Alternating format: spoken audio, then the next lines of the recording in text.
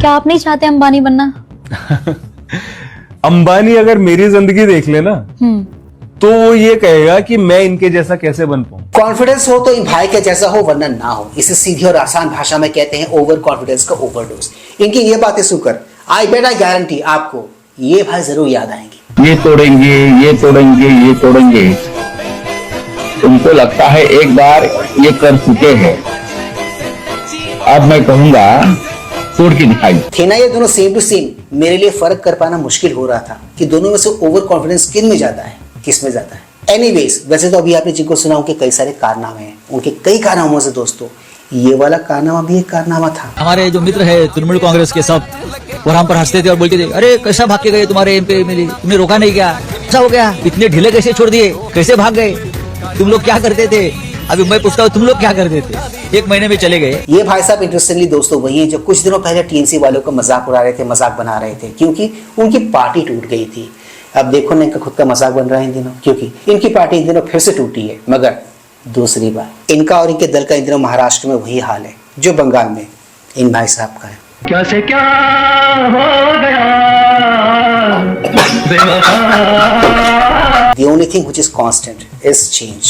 और जब बदलाव आता है ना, जब चेंज आता है तो आपको ये सब चीजें भी देखनी पड़ सकती है जो इन दिनों एक भाई बंगाल में देख रहे हैं और एक भाई महाराष्ट्र में देख रहे हैं। सभी ने उद्धव ठाकरे जी के नेतृत्व पर विश्वास व्यक्त किया। उसमें से कुछ लोग तो ऐसे हैं जिसने किसी की बेटे की शपथ ली, किसी ने भगवान की शपथ ली, किसी ने साईं बाबा की शपथ ली, और आखिरी दम तक हम यहाँ रहेंगे, इस प्रकार की भाषा।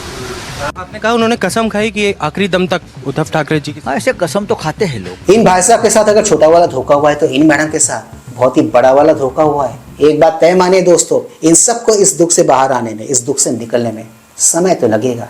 शायनी, अगर आप हमको परसों बोलते कि शायनी जाएंगे तो हम बोलते कि हम I will cut my wrist, पर शायनी नहीं जाए। हम किसी के गारंटी नहीं लिए, हम शायनी के गारंटी लिए, पर वो भी गई। इनकी उदासीन सी इस लाइफ में अगर इन लोगों ने इनकी बातें सुन ली ना, ट्रस्ट में इनको मिर्ची लग जानी है। फार जळण होत असते, पण बर्नॉल एक चांगला प्रॉडक्ट आहे। शांतता तुम्हाला मिळेल, थोडं तुम्ही शांत व्हाल आणि ट्वीट पण करण्याचा त्रास थोडा कमी व्हाल। म्हणून हा बर्नॉल लगेच तुमच्या भांडूपच्या तुमच्या घरी पाठवून देतो। चिढ़ाने वाला काम कर रहे हैं भाई साहब यहाँ पर। अब कोई आदमी किसी को चिढ़ाएगा तो सामने वाला बंदा चिढ़ेगा ना, और एक चिढ़ा हुआ बंदा क्या करता है, चिढ़ा हुआ बंदा ये करता है। आताच अनेक ठिकाणी सिक्युरिटी वाढवली गेली, आंदोलन होत आहेत, विरोध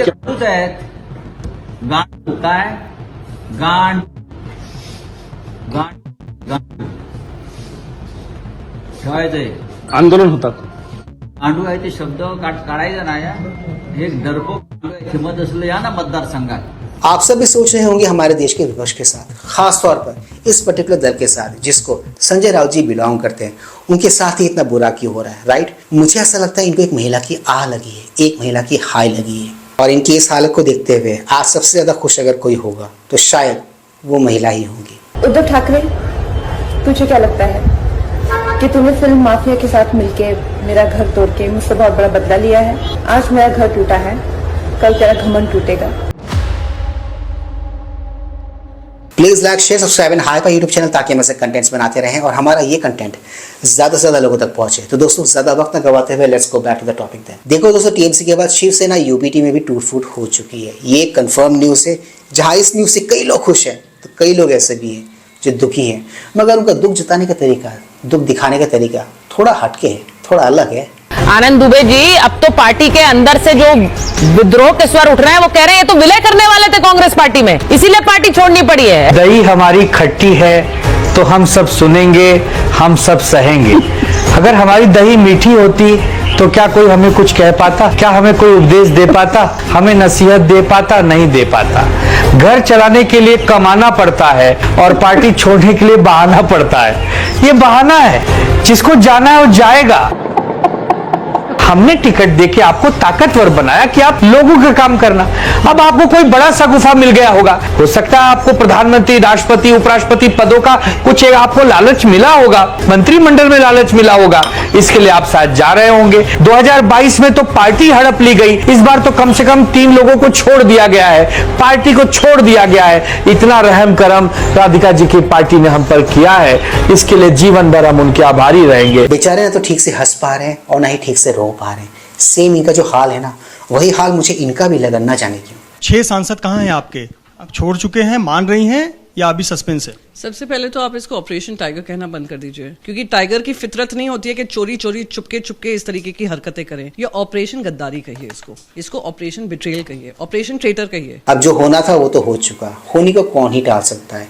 the only thing which they can do right now is अपनी कमी पर वर्क करो और उसे ठीक करने की कोशिश करो। और न जाने मुझे ऐसा क्यों लगता है कि जो कल तक उछाले मार रहे थे, बड़ी बड़ी डींगे हाँक रहे थे, उन्होंने भी अपने फेट को इन दिनों स्वीकार कर लिया है। हमारे जो लोकसभा के नेता है अरविंद सावंत जी और हमारे चीफ जो लोकसभा के सदस्य हैं अनिल देसाई, उन्होंने सांसद उनकी एक बैठक बुलाई थी 11 से।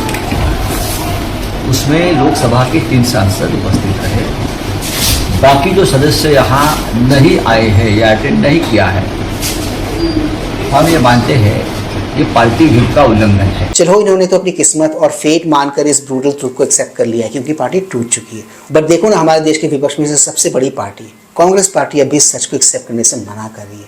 वो इसे मान नहीं रही है, वो इसे बीजेपी का ऑपरेशन कह रही है। वो अलग बात है, ये लोग वही लोग हैं जिनका खुद का दामन दल बदल को लेके कुछ ज्यादा अच्छा नहीं है, साफ नहीं है। अभी अलग अलग पार्टियों को तोड़ने में लगे हुए हैं, पर ये तोड़फोड़ की राजनीति है, ये स्वयंभू चाणक्य की राजनीति है, धमकी की राजनीति है, प्रतिशोध की राजनीति है। Setback for Mayawati. All 6 of our BSP MLAs, which belong to the Rajasthan Assembly, jumped ship and joined the Congress. मैं तो सहमत हूँ, तमाम 6 जो विधायक हैं बीएसपी के थे, उन्होंने बिल्कुल ठीक कहा है कि राज्य के हित के अंदर स्टेबल गवर्नमेंट रहे, इसलिए उन्होंने कदम उठाया है। मैं उनका स्वागत करता हूँ, क्योंकि सबसे बड़ी बात है हर राज्य के लिए कि हम लोग चुनाव जीत के आते हैं, पहली सोच ये होनी चाहिए कि स्टेबल गवर्नमेंट कैसे रहे और राज्य प्रगति कैसे करे, कैसे विकास करे। इतने जो फैसले कोई करते हैं तो वो सोच समझ के करते हैं। 6 विधायकों ने एक राय होकर के फैसला किया है, तो मुझे इस बात की खुशी है कि उनकी इतनी बड़ी सोच रही कि राज्य में स्टेबल गवर्नमेंट रहे। इन सारी खबरों के बाद एक और सुगबुगाहट, एक और न्यूज इन दिनों हवा में तैर रही है। इसकी पुष्टि मैं नहीं कर रहा हूँ, बट हाँ,